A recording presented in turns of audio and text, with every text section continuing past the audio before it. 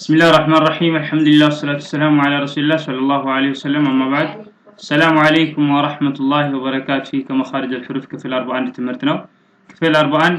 تدريب 2 على السكون كسكون هنا ሁለተኛ تدريب ነው ማለት إن شاء الله تدريب 2 على السكون ሁለት አይነት አነባበብ ነው ያለው ያው ከመግቢያ ላይ እንደነገርኳችሁ አንደኛው እንደ ቃይደቱ ኑራኒያ ከሆነ همزة فتحة ميم سكون أم با فتحة لام سكون بل تا فتحة را سكون تر عندي هلا ሁለተኛ ደግሞ ألف همزة ميم سكون فتحة أم با لام سكون فتحة بل تا را سكون فتحة تر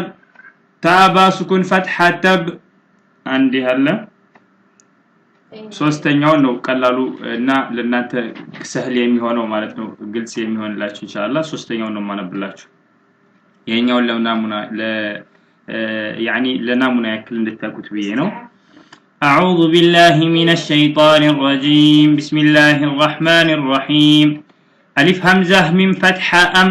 با لام فتحة بل تارا فتحة تر تابا فتحة تب جيم دال ضمة جد حكف ضمة حك خاد ضم خد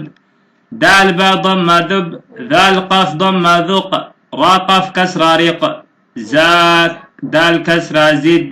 ثين را كسر سر شين يا فتحة شي صاد يا فتحة صي ضاد من فتحة ضم طا يا فتحة طي ضار فتحة ضر عين كسر عين طا لام فتحة طل فارا كسر فر قاف لام ضم قل كافيا فتحة كي لام نون كسرة لن ميم لام كسرة مل نون ميم كسرة نم واو دال كسرة ود ها لام فتحة هل لام يا فتحة لي المعنى أم بل تر تب جد حك خد دب ذق رق زد سر شيء صي وإلى آخره مالتنا إن شاء الله بارك الله فيكم والسلام عليكم